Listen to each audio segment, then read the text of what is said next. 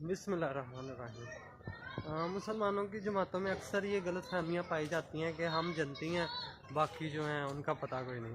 بہرحال ہم آج اللہ رب العزت سے پوچھتے ہیں کہ جنت والے کون ہیں۔ تو 18واں پارہ ہے، سورۃ مومنون ہے۔ اس میں اللہ پاک فرماتے ہیں کہ مومنین فلاح پا گئے، جو مومن کی اب نشانیاں بھی بتائی ہیں، جو فلاح پا گئے، جو خضوع کے ساتھ نماز پڑھتے ہیں، یعنی دل اور روح ان کی نماز میں یکجا ہوتی ہے، اللہ کا صرف ہوتا ہے، دنیاوی خیال نہیں ہوتے۔ پہلی صرف پھر فرماتے ہیں کہ لغویات یعنی فضول باتوں اور فضول کاموں سے پرہیز کرتے ہیں۔ پھر فرماتے ہیں وہ اپنی زکوٰۃ ادا کرتے ہیں۔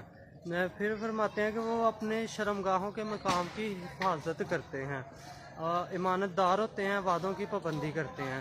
پھر آخر میں وہ اپنی نماز کی نگہبانی کرتے ہیں۔ نماز کی اہمیت دیکھ لیں کہ شروع میں بھی نماز، آخر میں بھی نماز، اس لیے تو کہتے ہیں 2 بار نماز شہید ہوئی، ایک مقتل میں، ایک مسجد میں، قرآن لہو میں تر دیکھا، ایک کوفے میں، ایک کربل میں۔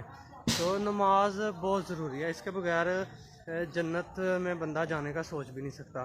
بہرحال پھر اللہ پاک فرماتے ہیں ان صفتوں کے بعد کہ یہی جنت کے وارث ہیں اور ہمیشہ اس میں رہیں گے۔